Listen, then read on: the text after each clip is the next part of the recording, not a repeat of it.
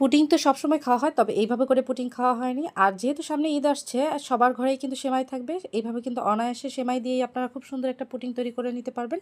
আর এজন্য আমি প্রথমে ক্যারামেল তৈরি করে নেব। এজন্য চিনি দিয়েছি প্রায় 2 টেবিল চামচের মতো। এরপর অল্প আঁচে চিনিটাকে গলিয়ে ক্যারামেল তৈরি করে নিব, এক সাইড করে রেখে দিলাম। এরপরে ঘিটা নিয়ে নিয়েছি, ঘির মধ্যে আমি এখানে লাচ্ছা সেমাই দিয়ে দিয়েছি। আমি এখানে লাচ্ছা সেমাইটা ঘিয়ে কিছুক্ষণ ভেজে নেব, তাহলে খুব সুন্দর একটা স্মেল আসবে। আর ঘি অবশ্যই কিন্তু ভাজার চেষ্টা করবেন।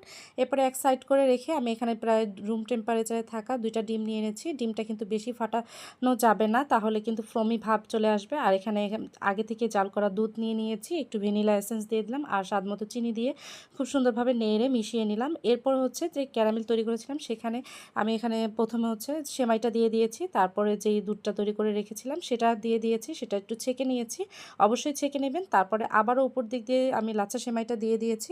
এরপর একটা স্ট্যান্ডারে অল্প পরিমাণে পানি বসিয়ে দিয়েছি, পানিটা দিয়ে তারপরে আমি পুডিংটা বসিয়ে দিলাম। উপরে প্রথমে একটা ঢাকনা দিয়েছি, তারপরে একটা ঢাকনা দিয়ে দেবো যাতে পানিটা পুডিংয়ের গায়ে না পড়ে। আর কেটে দেখাচ্ছি, মাশাআল্লাহ কত সুন্দর হয়েছে। বাসার সবাই খুবই পছন্দ করেছিল। আর এটা কিন্তু আবার বানিয়ে খাওয়াতে বলেছে বাসা